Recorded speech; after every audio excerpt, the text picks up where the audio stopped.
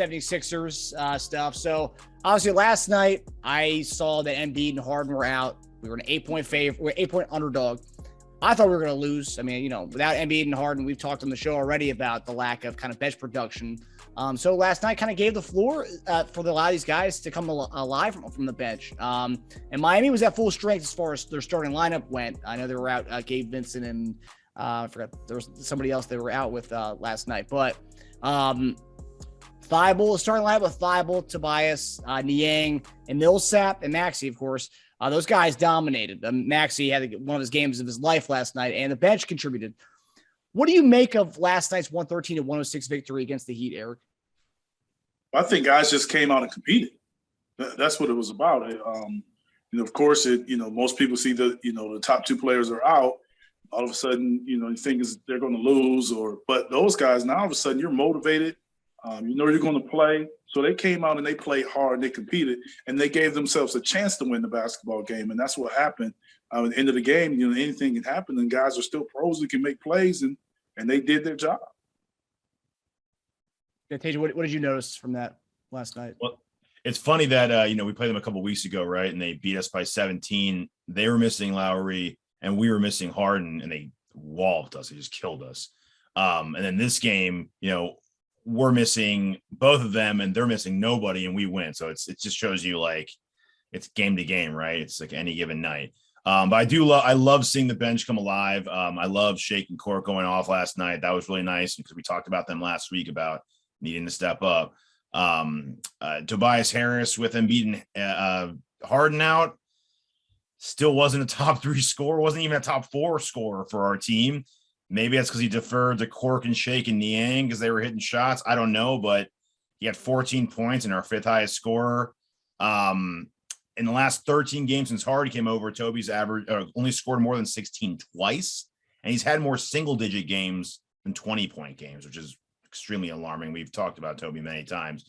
And his rebounding's gone down, which I noticed too. So from the beginning of the season to now, month by month, he averaged 9, 8, 7, 7, 6.4, and then this month he's averaging like 5.8, so under 6 a game. That's a little concerning too because we're getting killed on the boards. Not that Tobias is Dennis Rodman by any means, but I'd like him to be closer to his career average or at least last couple season average.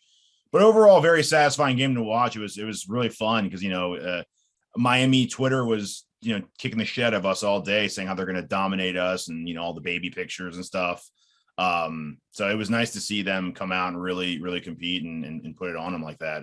Every single time you thought Miami was going to take over, we hit big shots, like boom, back to back, guys came up, man. It's pretty cool to watch. That's good. Yeah. Eric, what do you make of Tobias's rebounding numbers going down? I think some of it is,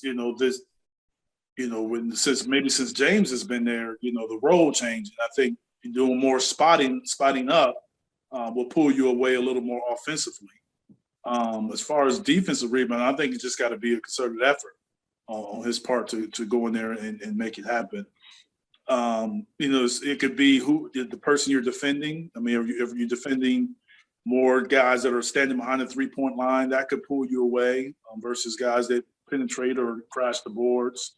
I think it just got to be, an effort. I mean, I don't think that a numbers thing is as far as he's not trying or not going after them, but I think offensively, is probably where he could, probably be least effective because of the fact that he's spending more time posting up.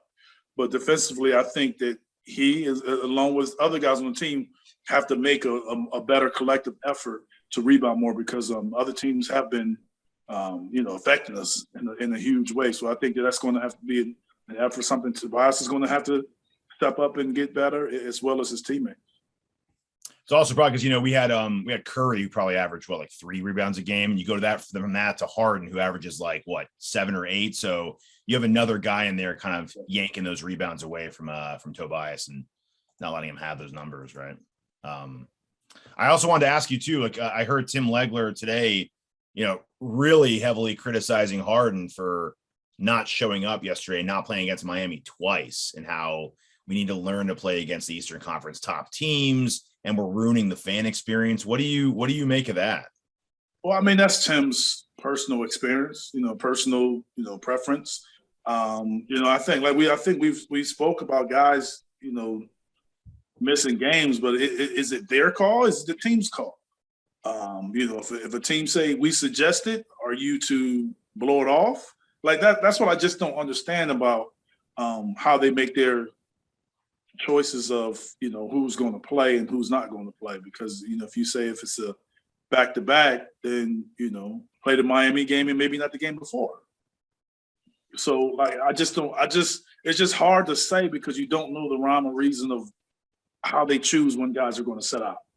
But if they're not having a, injury that's keeping them out, this just seems to be something that you're like, hey, you're not going to play back-to-back, so you're not going to play this game. Like, I just don't know. I kind of understand where Tim is coming from as far as knowing teams.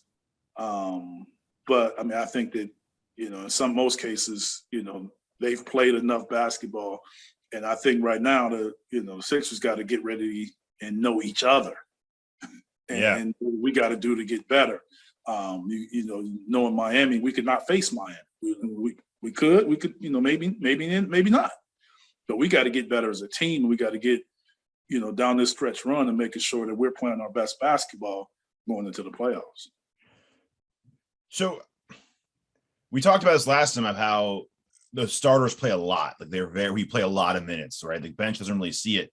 Whereas this game, it was like the complete opposite, right? The bench played most of like half, if not most of the game. I guess my question is, would you rather start reducing their minutes every game and let the bench play more each game? Or would you rather just sit Embiid and Harden and just let the bench go buck wild in the game? Like what would you rather see going forward? I would rather see us try to get the number one seed and try to win the game. That's where I'm at. So I think you got to try to win the number one seed. And then maybe if it gets down to the last 2 or 3 and you see that's not the case, then maybe you can start pulling people back when your seed is kind of solidified. But until that point, I think you got to try to go get the number one seed. And that plan, yes, I don't think that we need to go to a playoff rotation where you're playing a hard 8 guys. I think you can accomplish that still playing, 9 and in most cases 10 players. Question about the so last night when they rolled out the starting 5, I was kind of surprised that we saw Paul Millsap playing 5. We haven't seen him in like 6 games. He's been on the bench, but he hasn't been playing. But he got to start at the 5 instead of DeAndre Jordan. What do you think that was? You think that was just trying to throw a different, like a more of an athletic 5 at Bam Adebayo, or is that just more they just wanted to see what Millsap's got? I think if Joel was only going to miss a game and it's not going to be a prolonged absence, I think that you probably want to keep DeAndre in his same role. So you instead of bumping him up and then bumping Millsap to the reserve, you just keep DeAndre in his same role. Put Millsap in that position that's only really a spot position, and then you just go from there. And then that way you can keep the balance and the minutes as far as DeAndre the same based on need and how the game is going.